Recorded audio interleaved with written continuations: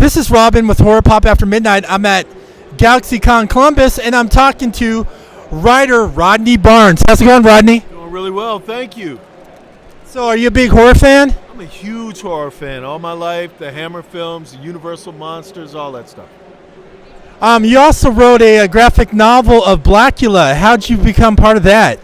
I got the rights from MGM with a deal through Orion.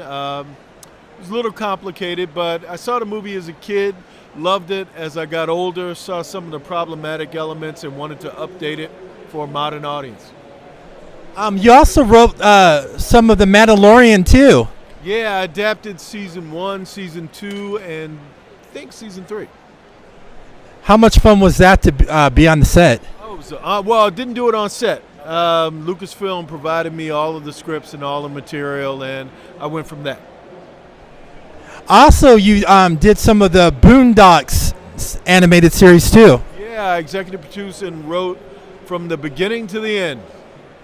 How much fun did you have on that? It was a lot of fun because most of my work up until that point had been in network television. So being able to be on cable and say a bunch of inappropriate things was a lot of fun.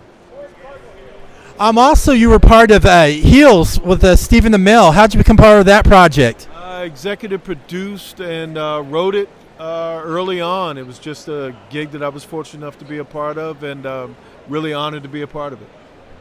I know you had fun of it. You also trained over at the WCW power plant too. I did. Most painful thing I've ever done. I played football, I played basketball. Nothing was harder than professional wrestling.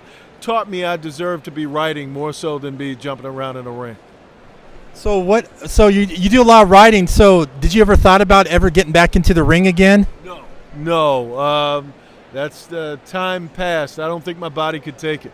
I look around at a lot of the wrestlers here and how they walk and how they move around my age, and I'm like, nah, I made a good decision. So what was that first horror film that got you into horror? I think The Exorcist was the thing that made me fall in love with it. Even though up until that point, I'd seen a lot of the Wolfman, Dracula, Frankenstein, those movies. I loved them, but The Exorcist sort of pushed me over to the other side. So have you seen the sequel? Not yet. I'm actually working with Blumhouse on something, but haven't seen the sequel yet.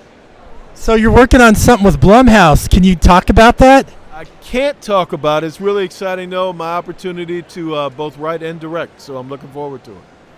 Now you're going to have me thinking about that all day, and I'm going to be and too bad I can't pry that out of you. I wish you could. Not yet. So how long have you been in the film industry and writing and all that? Oh God, since 1989, I think was my first job. I think my first job as a writer was 1999. So whatever the math is, roughly 25 years as a writer. So what does horror mean to you? I love horror. Horror takes me back and connects me to my childhood, the childhood love, a lot like comic books. Those were things that I loved growing up, and I'm an only child, so I spent a lot of time watching horror films and reading comic books. Have you ever thought about writing something about Blade like everybody else has? Yeah, but Blade belongs to Marvel. They have to ask me, more so than me being able to just do it. I like that cockiness. Well, it's not so much cockiness. Blade was the first movie I ever worked on as a production assistant in Hollywood. That was my first job in Hollywood, is working on Blade. So when you're not writing and enjoying horror, do you have that passion you like a nerdy or geeky passion? Well, I work a lot, but reading comic books every Wednesday, going to the comic book store and looking forward to the next big superhero movie, that's sort of about it at this point. Of all the comics you read, what's the one you read now? That's not mine. Something is killing the children. That is a fun series, man. I hope that lasts for a long time. I hope so as well. Big fan of Tinian.